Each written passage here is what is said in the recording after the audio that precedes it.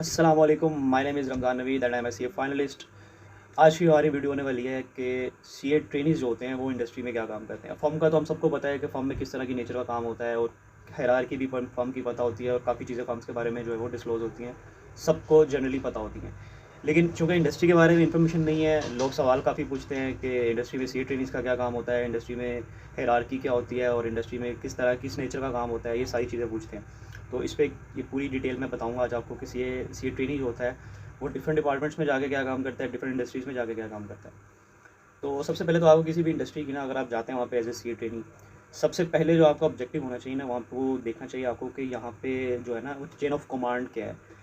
मतलब हायरार्की क्या है यहाँ पे, किस तरह से ऑर्डर्स आते हैं और कहाँ कहाँ तक वो जो है ना वो हायरार्की इनकी फैली हुई है। तो चूँकि मैं बैंकिंग में हूँ तो मैं आपको बैंकिंग का बताऊँगा। सबसे पहले किसी भी कंपनी का होगा CEO, chief executive officers. Chief executive officers के अंडर होंगे जो जितने भी ग्रुप्स होंगे उस कंपनी के, वो उसके अंडर होंगे। और उन ग्रुप का होगा कोई ना कोई ग्रुप चीफ, ठीक है। और जितने भी ग्रुप्स होंगे उनके ग्रुप चीफ्स होंगे। तो फाइनेंस ग्रुप का ग्रुप चीफ होता है सीएफओ, चीफ फाइनेंशियल ऑफिसर जिसे बोलते हैं। वो होगा फाइनेंस का ग्रुप चीफ, फाइनेंस का हेड भी बोल सकते हैं उसको, और वो डायरेक्ट रिपोर्ट करेगा सीईओ को। अब सीएफओ के अंडर क्या होगा, सीएफओ के अंडर होते हैं डिफरेंट तरह के डिपार्टमेंट्स, ठीक है। उन डिपार्टमेंट्स के होते हैं ग्रुप हेड्स, यानी कि ग्रुप चीफ सीएफओ, फिर आएंगे ग्रुप हेड्स भी काफ़ी होते हैं एक डिपार्टमेंट में, फाइनेंस में भी काफ़ी ग्रुप हेड्स होंगे। फिर उन ग्रुप हेड्स के अंडर होंगे डिवीजन हेड्स, जब डिफरेंट तरह की डिवीजन्स बनाई होंगी, जिस तरह वो रिपोर्टिंग की डिवीजन है, जिस तरह बजटिंग की डिवीजन है, टैक्सेशन की, इस तरह डिवीजन्स होंगी वहाँ पे। फिर उन डिवीजन हेड के अंडर होंगे यूनिट हेड्स। उन यूनिट हेड्स जो होंगे उनके पास डिफरेंट यूनिट्स होंगे, मतलब कोई एक छोटा सेगमेंट होगा इस तरह से करके। फिर उन यूनिट हेड्स के अंडर अंडर होंगे जो होंगे वो मैनेजर, और मैनेजर के अंडर होंगे असिस्टेंट मैनेजर, और फिर आएंगे सीनियर ऑफिसर्स। तो ये सारी है हायरार्की, जिसमें सीएफओ से शुरू होता है, फिर ग्रुप हेड्स होते हैं, फिर डिवीजन हेड्स होते हैं, फिर यूनिट हेड्स। फॉर्म्स में सीए ट्रेनीज पार्टनर्स के अंडर रजिस्टर होते हैं। इसी तरह इंडस्ट्री में भी सीए ट्रेनीज क्या होता है कि उनका होता है एक MRS, member responsible for students. वो उसके अंडर जाके वो रजिस्टर होते हैं। वो भी चार्टर्ड अकाउंटेंट होता है, एफसीए होता है, और उसे एमआरएस कहते हैं, मेंबर रिस्पॉन्सिबल फॉर स्टूडेंट। वो भी सीएफओ से नीचे के रैंक वाला बंदा होता है, जिसका ग्रुप हेड होता है यूजुअली डिफरेंट तरह की जो होती है इंडस्ट्रीज़ में। तो काफ़ी जो इंडस्ट्री में लोग काम कर रहे होते हैं उन्हें भी मालूम होता है। लेकिन मैं जिस कंपनी में काम कर रहा हूँ वहाँ के जो एमआरएस है वो बड़े अच्छे हैं, तो इस वजह से वो हमसे मिलते भी रहते हैं, इंटरेक्शन भी है, तो हमें मालूम है उनका ना। तो डिफरेंट तरह की इंडस्ट्रीज़ होंगी जहाँ पे लोगों को पता ही नहीं होगा कि वहाँ पे कोई एमआरएस भी एग्जिस्ट करता है, लेकिन वो होगा वहाँ पे कोई, आप जिसके अंडर रजिस्टर होंगे आई कैप के साथ। तो ग्रुप हेड वो ग्रुप रिपोर्ट करता है डायरेक्ट सीएफओ को।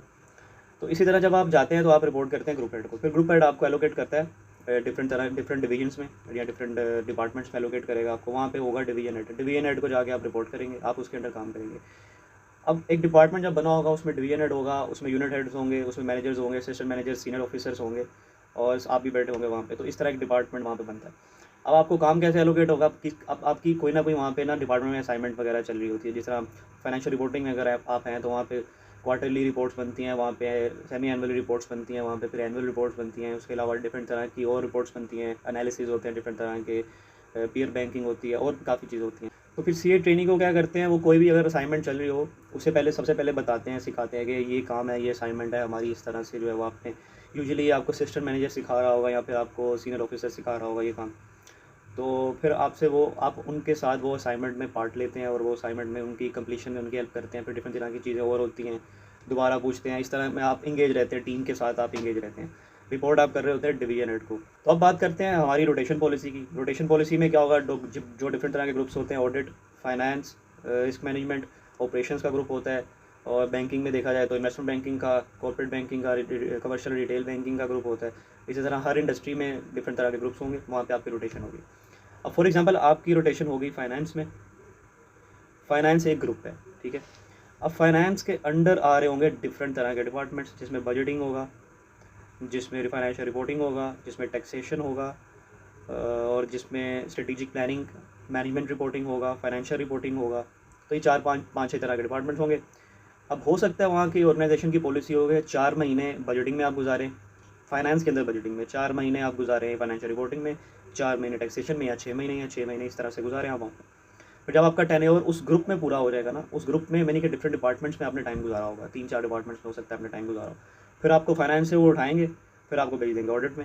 फिर आप ऑडिट में जाएंगे, ऑडिट में भी डिफरेंट तरह के ग्रुप्स होंगे। Audit risk and review group होगा, मैनेजमेंट ऑडिट का ग्रुप होगा और डिफरेंट तरह के ग्रुप्स, उसमें वो डिपार्टमेंट, सॉरी ऑडिट एक ग्रुप है, उसमें डिफरेंट तरह के डिपार्टमेंट्स होंगे। फिर आप ऑडिट के ग्रुप में जाके डिफरेंट तरह के डिपार्टमेंट्स में जाएंगे। फिर रिस्क मैनेजमेंट में जाके, अब रिस्क मैनेजमेंट में यूजुअली IFRS 9 पे काम चल रहा होता है, तो IFRS 9 पे काम कर रहे होंगे, या इस तरह के और असाइनमेंट्स होंगे उन पे काम कर रहे होंगे। तो ये इस तरह आप एक ग्रुप, फिर उसके डिपार्टमेंट्स में आपकी इस तरह रोटेशन होती है। 6 महीने 4 महीने अपनी पॉलिसीज़ होती हैं डिफरेंट ऑर्गेनाइजेशंस की। अब बात करते हैं नेचर ऑफ वर्क की। नेचर ऑफ वर्क क्या होती है इसमें इंडस्ट्री में? कोई भी असाइनमेंट अगर चल रही है, कोई भी काम चल रहा है, कोई भी रिपोर्ट बनानी है या किसी भी तरह का कोई भी जो है टास्क है, एनालिसिस है, कोई कुछ भी करना है ना, तो उसमें सबसे पहले तो आपको एक बंदा काम समझाएगा सारा, फिर आपसे वो काम लेगा, आप उसको रिपोर्ट करेंगे, वो आपको सुपरवाइज़ करेगा। रिस्पॉन्सिबिलिटी तो काम की उसी की है, लेकिन वो काम आपसे लेगा और आपको सिखाएगा भी साथ। जिस तरह फर्म में पार्टनर की रिस्पॉन्सिबिलिटी है इस पर रिपोर्ट पे साइन करना, लेकिन काम ट्रेनिंग कर रहे होते हैं, बाकी सब कर रहे होते हैं, इस तरह यहाँ पे भी ये सीन चला। तो फिर आपको एक बंदा सुपरवाइज़ कर रहा होगा और आप उसके काम कर रहे होंगे, फिर आपको साथ साथ वो मॉनिटर करेगा। तो नेचर ऑफ वर्क यूजुअली ये होगा कि जिस तरह अगर आप फाइनेंशियल रिपोर्टिंग में हैं तो वो कहेगा कि जो डिस्क्लोजर है, फलाना डिस्क्लोजर, इन्वेस्टमेंट का डिस्क्लोजर हो गया, या फिर रिलेटेड पार्टी पे हो गया, या फिर किसी और तरह की PPE पे हो गया, किसी तरह कोई भी एक टास्क आपको दे दिया जाएगा कि आपने सारी इस पे वर्किंग करके देनी है। तो ये इस तरह के काम वहाँ पे आप कर रहे होंगे। इस तरह आपको पता चलेगा कि उनके जो मेन ऑपरेशन है उस इंडस्ट्री के वो क्या हैं, उनकी रिपोर्टिंग कैसे होती है, उनकी चेन ऑफ कमांड कैसे वर्क करती है, और उनके जो होते हैं क्या कहते हैं अप्रूवल कहाँ से होता है, बोर्ड ऑफ डायरेक्टर्स में क्या चीज़ें जानी होती हैं, और ऑडिट जब होता है उसमें एक्सटर्नल ऑडिट जब होता है, जब रिपोर्टिंग में आप होते हैं तो वहाँ पे चीज़ें कैसे डील करनी होती हैं, जब ऑडिटर तंग कर रहा होता है, या फिर उसके साथ टैकल कैसे करना होता है। और जब आपका इंटरनल ऑडिट भी होता है, तो इंटरनल ऑडिट जब आपका चल रहा होगा उस वक्त आपने कैसे चीज़ों को देखना है, कैसे लोगों से बात करनी है, कम्युनिकेशन आपकी, और क्या चीज़ बतानी है, क्या नहीं बतानी, क्या फ़ाइल किस तरह बना के देनी है। तो ये सारी चीज़ें आपको वहाँ पे सीखने को मिलती हैं यूजुअली इंडस्ट्री में। कोई और सवाल है आप कमेंट सेक्शन में पूछ लें, उस पर भी इंशाल्लाह यहाँ पे वहाँ जवाब दे दूँगा, या फिर अगर तो सवाल ज़्यादा इंपॉर्टेंट हुआ, ज़्यादा लोगों को हुआ तो उस पर वीडियो भी बना के दे सकता हूँ।